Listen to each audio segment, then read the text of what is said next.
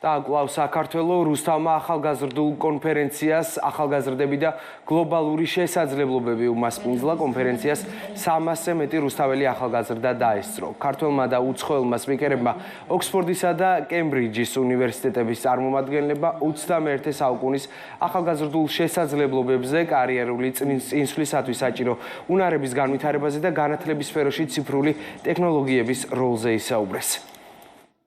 Გავსი ღონისძიებები ხელს უწყობს, რომ ახალგაზრდებმა დაინახონ ის თანამედროვე მიდგომები და შესაძლებლობები, რომლითაც შეძლებენ კიდევ უფრო მეტად განავითარონ თავისი უნარები, დასახონ ახალი მიზნები და ჰქონდეთ ძალიან ბევრი ახალი შესაძლებლობა იმისთვის, რომ იყვნენ წარმატებულები. ახალგაზრდობის სააგენტოს საგრანტო კონკურსის ფარგლებში რუსთავის მუნიციპალიტეტის დიდი მხარდაჭერით დღეს რუსთავში ტარდება ახალგაზრდული კონფერენცია, სადაც ახალგაზრდებს აქვთ შესაძლებლობა მოусმინონ ოქსფორდის და კემბრიჯის უნივერსიტეტის პროფესორებს და გაიზიარონ ის გამოცდილება, რომელიც ამ ადამიანებს გააჩნიათ.